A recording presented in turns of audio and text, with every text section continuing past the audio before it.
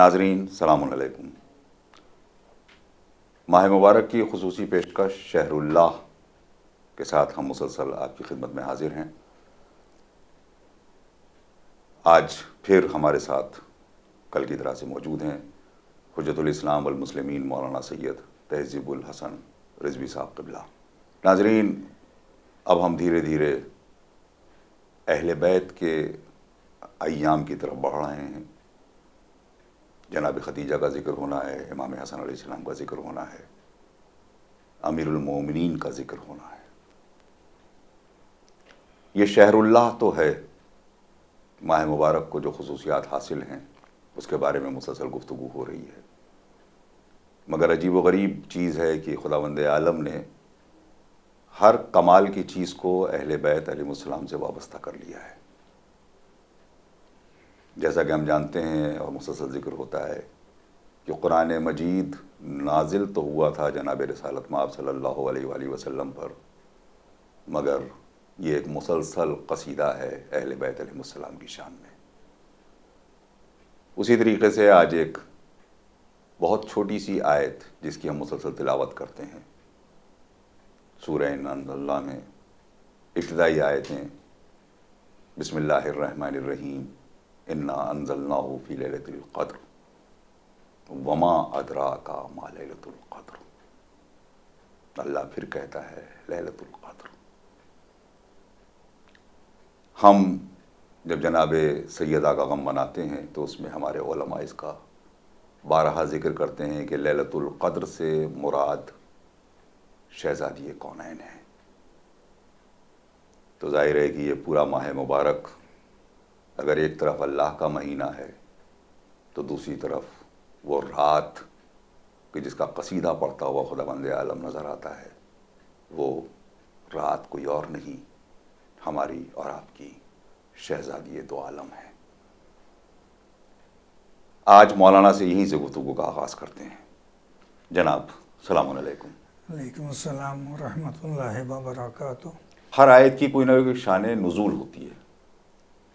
خداوند عالم نے کسی ایک مخصوص موقع کے اوپر کوئی آیت نازل کی ہے، تو یہ جو سورہ انا انزلنا ہے یہ کیا شب قدر میں نازل ہوا ہے یا اس کی شان نزول کیا ہے؟ یہ کس وقت خداوند عالم نے یہ آیتیں ابتدائی آیتیں نازل کی؟ جو قرآن مجید کا نزول دو طرح کا ہے، جی، ایک نزول تدریجی ہے اور ایک نزول دفعی ہے۔ جی، نزول دفعی سے مراد یہ لیتے ہیں کہ کل قرآن مجید قلب پیغمبر پر شب قدر میں نازل ہوا۔ جی، انا انزلناہ فی لیلۃ القدر، ہم نے قرآن مجید کو نازل کیا شب قدر میں۔ اور ایک ہے نزول تدریجی۔ نزول تدریجی کا مطلب ہوتا ہے کہ 23 سالہ زندگی میں قرآن مجید نازل ہوا ہے، جیسے جیسے حالات ہوتے تھے ویسے سے یہ آیتیں نازل ہوتی تھیں۔ اور اس کا ایک فلسفہ ہے۔ اس فلسفہ یہ ہے کہ دیکھیے، جب بھی کوئی درس ہوتا ہے، تدریس ہوتی ہے، کلاسیکل بات ہوتی ہے، تو وہاں پر پوری کتاب نہیں پڑھ کے سنایا جاتا ہے۔ سبحان اللہ۔ وہاں چیپٹر ایک ایک چیپٹر کر کے پڑھایا جاتا ہے، جی، ایک ایک پیراگراف کر کے اس طرح سے بتایا جاتا ہے، تاکہ تثبیت، تاکہ دل میں بات اتر جائے۔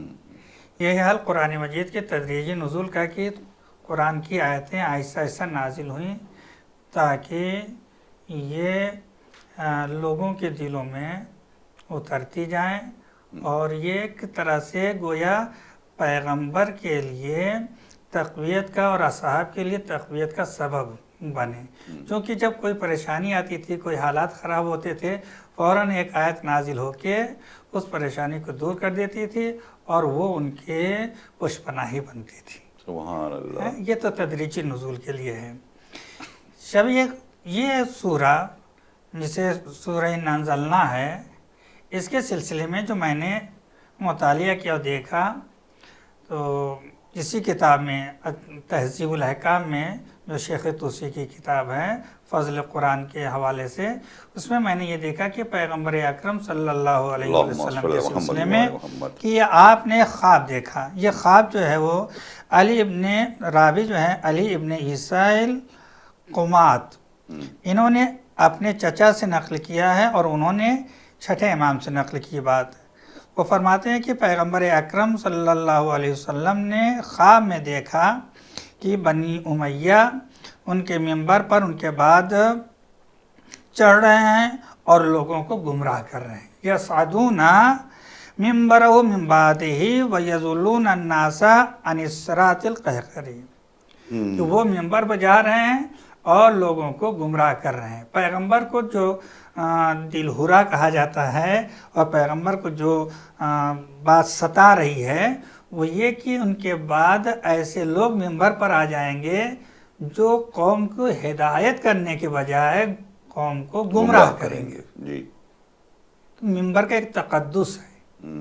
منبر پر آنے کے لیے ایک ہدف پہلے معین ہونا چاہیے کہ ہمیں قوم کی اصلاح کے لیے، قوم کی ہدایت کے لیے، قوم کو سیدھے راستے پہ لانے کے لیے آنا ہے، نہ کہ ہم منبر پر جائیں اور منبر پر جانے کے بعد کوئی ایسی بات کہیں کہ جس پہ قوم میں انتشار پیدا ہو، قوم گمراہ ہو، قوم فکری اعتبار سے، نظریاتی اعتبار سے وہ اہل بیت علیہ السلام یا صراط مستقیم کے سے ہٹتی ہوئی نظر آئے.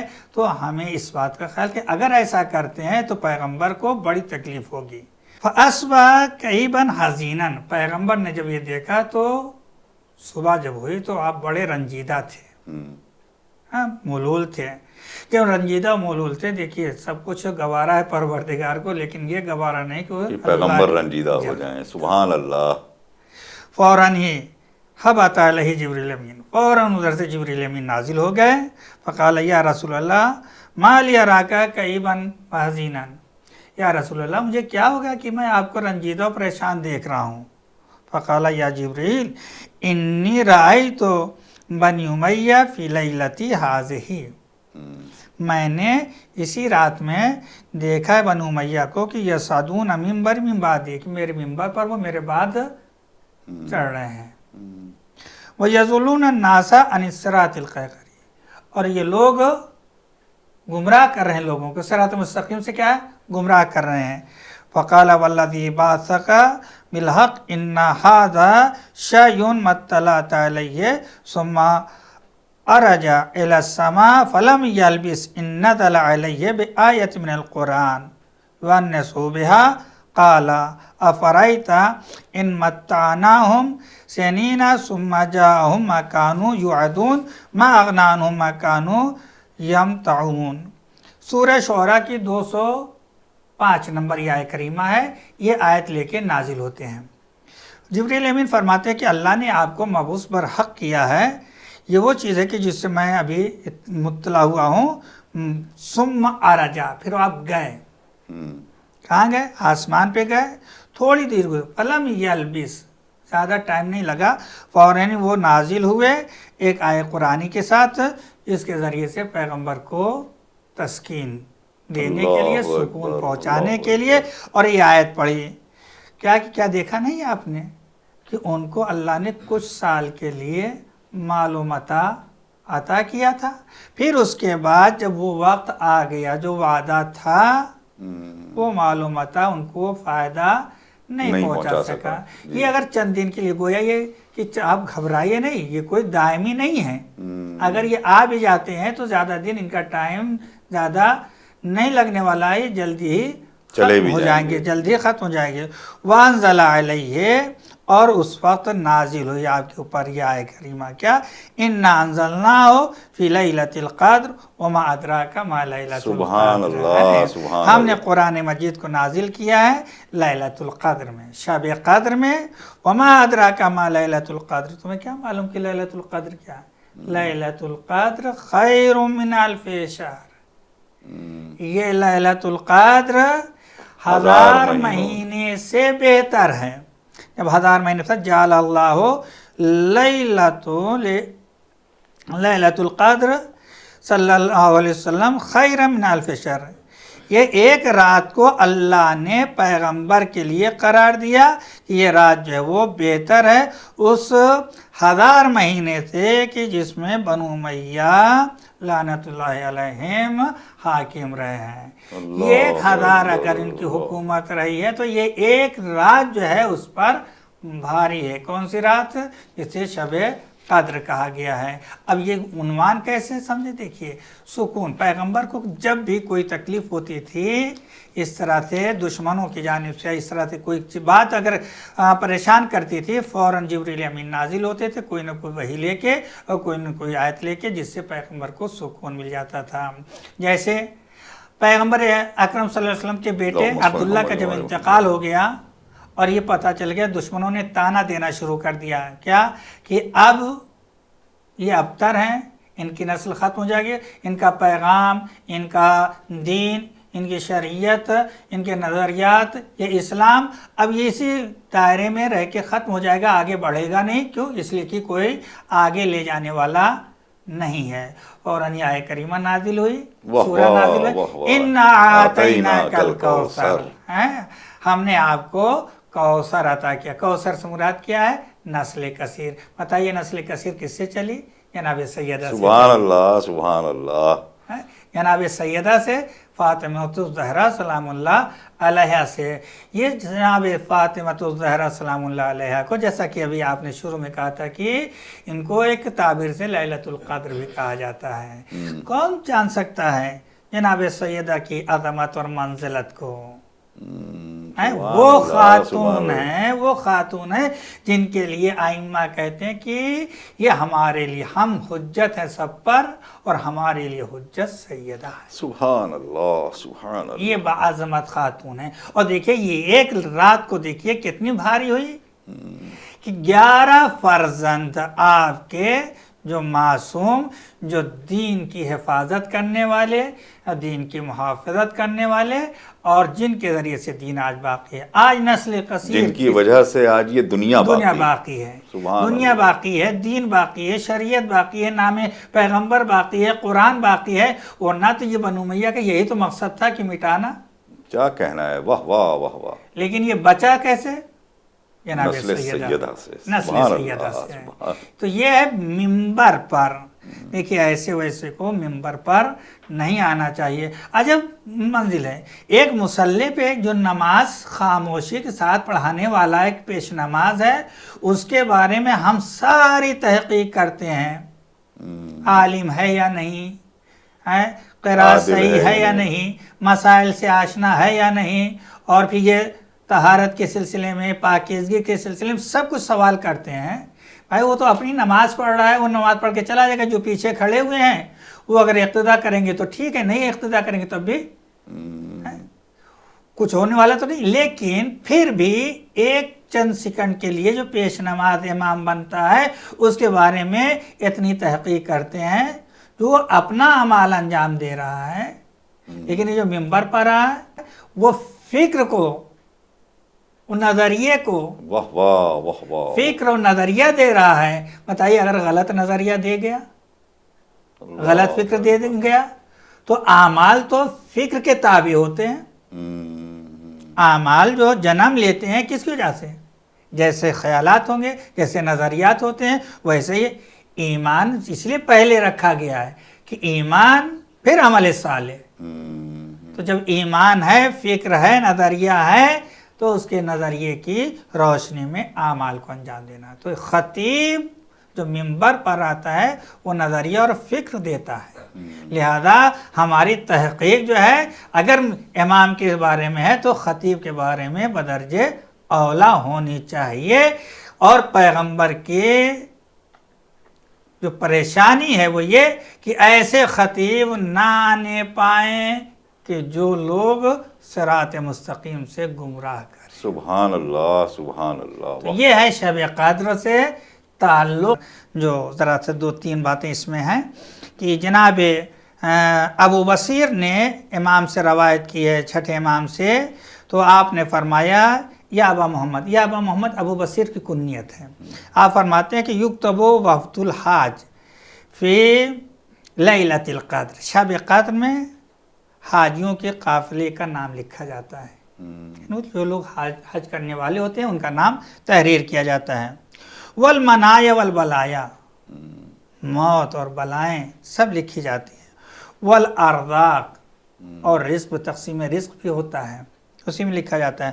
وما یکون الا مثلها فی قابل، اور اسی طرح سے ہر وہ چیز کی جو آئندہ پیش آنے والی ہوتی ہے شب قدر میں تحریر کی جاتی ہے لوح محفوظ پر، اور وہ جبریل امین لے کے آتے ہیں اس کی بارگاہ میں، امام کی بارگاہ میں لے کے آتے ہیں۔ فَاطْلُبْهَا فِي إِحْدَى وَثَلَاث، پس لہذا غور کریے گا، اس کو تلاش کرو، اس کو طلب کرو، دعائیں مانگو، رزق کے لیے دعا مانگو، زندگی کے لیے دعا مانگو، اور شب حج کے لیے دعا مانگو۔ فی إِحْدَى وَثَلَاث، إِحْدَى وَثَلَاث سے مراد کیا ہے؟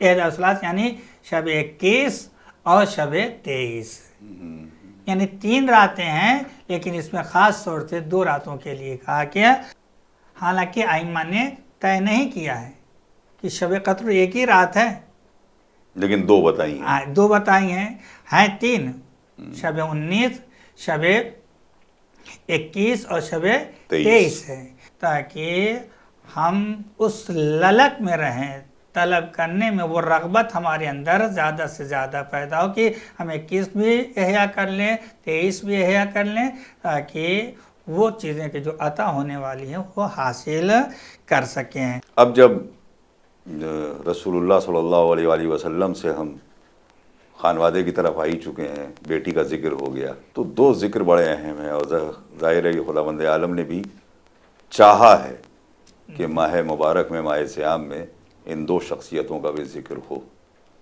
جناب خدیجہ سلام اللہ علیہ کو اسی مہینے میں اپنے پاس بلا کر، اور جناب سیدہ کی گود سبط اکبر سے آباد کر کے اسی مہینے میں ان دونوں شخصیتوں میں ایک ایک پہلو کا ذکر چاہتا ہوں، کیونکہ یہ ماہ مبارک سے جڑا ہوا ہے کسی نہ کسی لیول پہ۔ ایسی دولت کہ جس دولت کو اللہ نے اپنی دولت بتایا، وہی صدقہ کر دینا، سب کچھ نثار کر دینا، یہ ہے نانی کا کردار، جناب خدیجہ کا کردار۔ اور نواسے کا کردار یہ ہے کہ دسترخوان ایسا کہ کبھی چولہا بجھتا ہی نہیں تھا۔ جو بزرگوں کا طریقہ کار ہوتا ہے وہ نسلوں میں بھی آتا ہے۔ کیا کہنا ہے، سبحان اللہ سبحان اللہ۔ اور اس گھرانے میں یہ بات ہے کہ جو کمال بزرگوں کے اندر تھا وہ بچوں کے اندر بھی باقاعدہ آیا، 100%۔ 100% آیا۔ اور روش تربیت جو پیغمبر کی یہ تھی، مثلا جیسے آپ کہتے تھے کہ دونوں میرے پھول ہیں، امام حسن امام حسین کو، یا کہتے تھے الحسن والحسین سیدہ شباب اہل الجنہ۔ یہ اس کا راز کیا ہے؟ دیکھیے اس کا راز ایک یہ ہے، یا بضعۃ منی، حسین منی وانا من الحسین، یا فاطمہ بضعۃ منی، یا امام حسن کے لیے اسی طرح سے روایت کہ حسن منی وانا من الحسن، یہ روایت، اور وہ تو ہے یہ انہم منی وانا منہم، انا منہم ہے نا، یہ روایت۔ تو یہ خود اس بات یہ کی سب طرف مجھ سے ہیں، میں ان سب سے سب ہوں۔ مجھ سے ہوں۔ اس سے کیا سبق ملتا ہے؟ اس میں ایک تربیتی پہلو یہ ہے کہ جب ہم اپنے بچوں کو اپنے بزرگوں کا کردار یاد دلائیں گے اور ان سے جوڑیں گے تو یہ بچے بھی احساس کریں گے کہ جب ہمارے بزرگ ایسے تھے تو ہمیں بھی ویسا ہی ہونا چاہیے۔ سبحان اللہ سبحان اللہ۔ اب آئیے دیکھیے یہ گھرانہ، پورے ہی گھرانہ جو ہے وہ سخاوت والا ہے، چاہے امام حسن کی دادیال کو دیکھ لیا جائے یا نانیال کو واہ دیکھ لیا جائے۔ واہ واہ واہ، سبحان اللہ۔ ادھر ہاشم کا تذکرہ ملتا ہے، ہاشم یعنی روٹیوں کو توڑنے والے ہیں، وہ سرید بنا کے حاجیوں کو کھلانے والے، یعنی تصور کریں کہ خانہ کعبہ کی وہ بھیڑ، ہے، اور وہ اس زمانے میں تو میلہ بھی لگتا تھا، میلہ بھی لگتا تھا، لیکن اس زمانے میں بھی ایسی سخاوت کی آپ کو اس عنوان سے یاد کیا گیا، ہاشم۔ اور اس کے بعد آپ جناب خدیجہ کی زندگی کو دیکھیے، جناب خدیجہ سلام اللہ علیہ کی زندگی اس عنوان سے کہ چونکہ آپ ام المومنین ہیں، پیغمبر اکرم کی زوجہ محترمہ، آپ کی عظمت یہ ہے کہ آپ کو پیغمبر ہمیشہ یاد کرتے رہے جب تک باحیات رہے. کہ اگر کسی کی مثلا زوجہ کا انتقال ہو جائے تو کسی اور سے شادی ہو جائے شادی ہو جائے تو اب تذکرہ پہلی بیوی کا کرنا چاہیے اس کے سامنے یا نہیں کرنا چاہیے؟ تو مکروہ کہا گیا کہ تذکرہ نہیں کرنا چاہیے. دل میں محبت رہے تو کوئی حرج نہیں، لیکن سامنے والے کے ایک پہلو نفسیاتی پہلو ہے، منع کیا. لیکن یہ بتائیے پیغمبر کی جو شریعت لے کے آیا ہے کیا کہنا ہے، واہ واہ واہ. وہ تذکرہ کرتا رہا، اور جب کسی نے ٹوکا بھی روکا بھی تو بڑی متانت کے ساتھ کہا کہ خدیجہ آمنت بھی وقد کفر الناس. سب سے بڑی فضیلت جناب خدیجہ کی یہ تھی، جب ساری دنیا پیغمبر کو جھٹلا رہی تھی، خدیجہ جو تھی وہ کھڑی ہو کے پیغمبر کے قصیدہ پڑھ رہی تھی اور پیغمبر کی رسالت کی گواہی دے رہی تھی. آمنت بھی، مجھ پر ایمان لے آئی. اور خدیجہ وہ خاتون ہے کہ جنہوں نے اپنے بابرکت عورتوں میں سے اس عورت کو کہا جاتا ہے کہ جو دولت مند ہو، صاحب اولاد ہو، یہ بابرکت خواتین میں سے ہوتا ہے. خدیجہ کی برکت یہ ہے کہ پیغمبر کے گھر میں اگر چراغ جل رہا ہے تو جناب خدیجہ ہی کے کی بدولت جل رہا ہے، بے شک.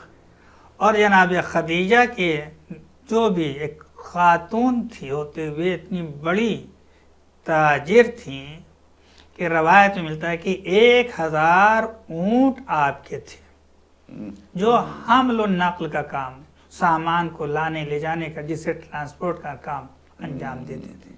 اب 1000 اگر اونٹ ہیں تو آج کے دور میں اس کو اگر دیکھا جائے تو گویا 1000 ٹرک کہیے یا 1000 جو ہے وہ وانٹ کہیے کہ جو سامان کو حمل و نقل کرنے کے لیے ہو. پھر اس کا بندوبست کرنا، اس کو منظم رکھنا، کتنی مدبر اور بات تدبیر خاتون تھی جناب خدیجۃ الکبریٰ. اللہ اکبر، اللہ اکبر.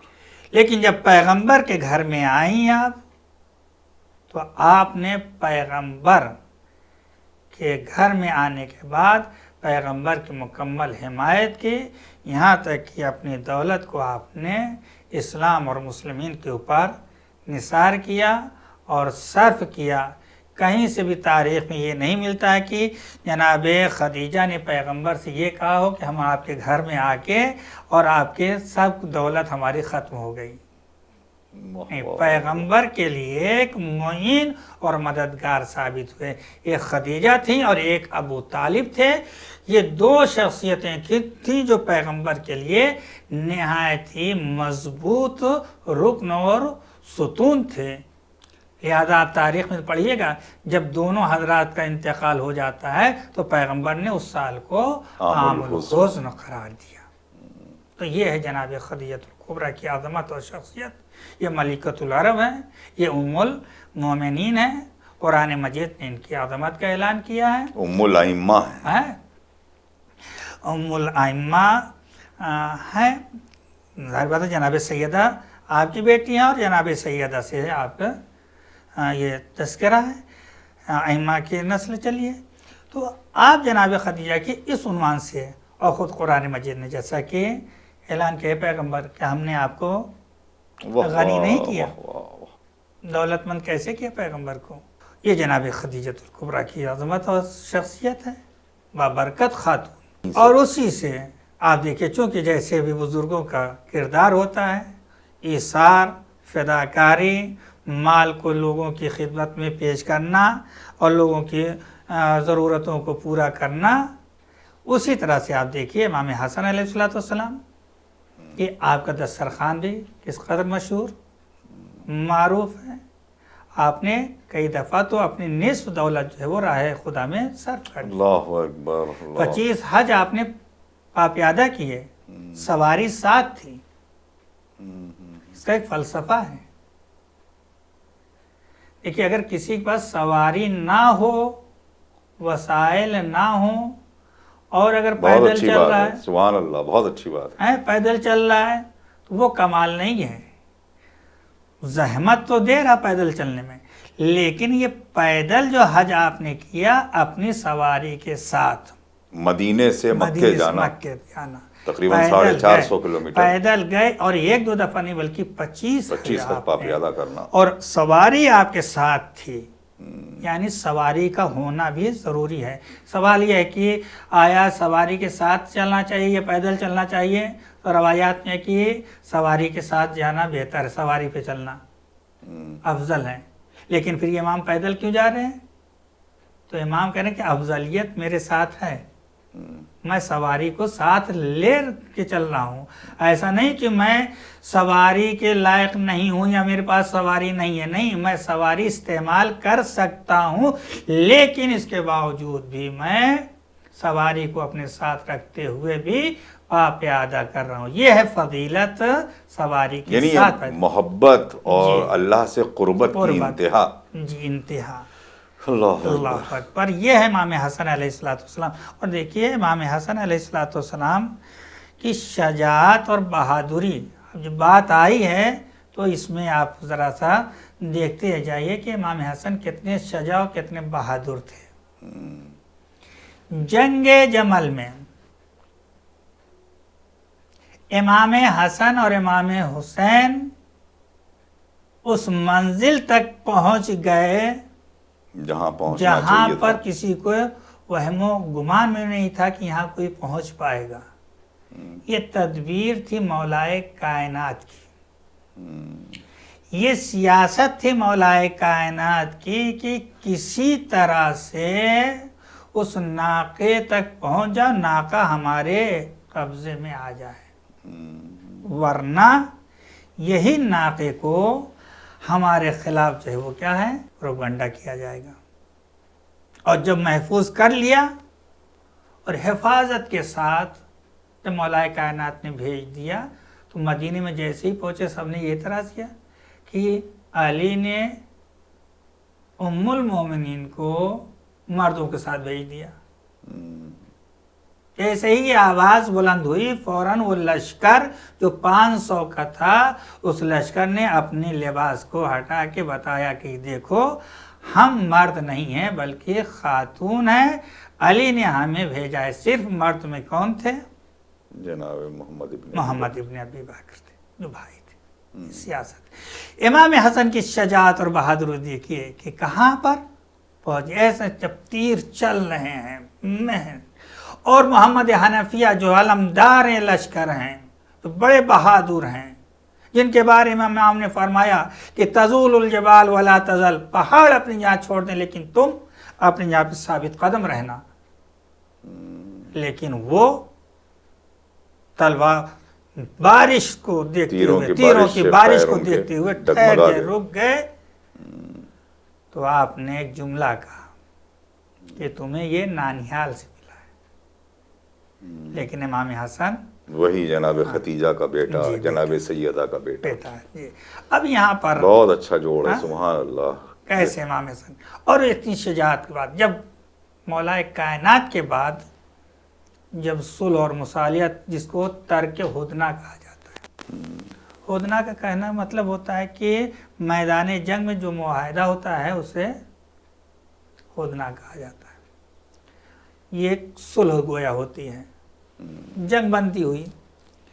جب مدینے چلنے لگے امام حسن تو امیر شام نے خط لکھا، کہا کہ آپ مدینے کیوں جا رہے ہیں، آئیے ہم اور آپ مل کے روم سے مقابلہ کریں۔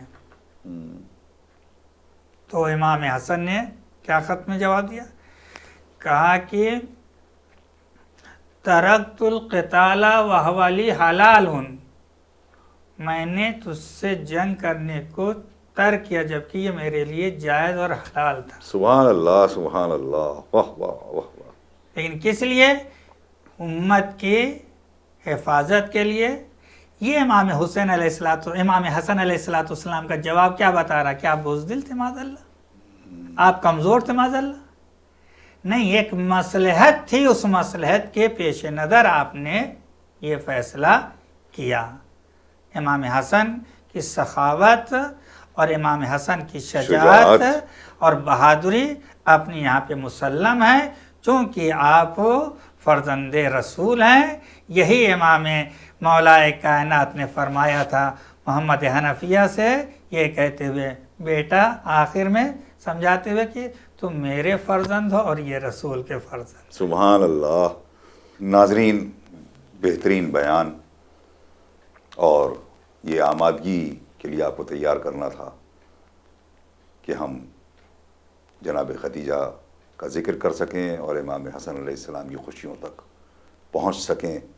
ظاہر ہے کہ یہ خالی مولا کائنات کے لیے نہیں ہے کہ اگر سارے درخت قلم بن جائیں اور سارے دریا روشنائی بن جائیں تو فضائل نہیں لکھ سکتے، بلکہ یہ ہر اولاد رسول کے لیے بھی ہے، ہر اولاد علی کے لیے بھی یہ بات ہے۔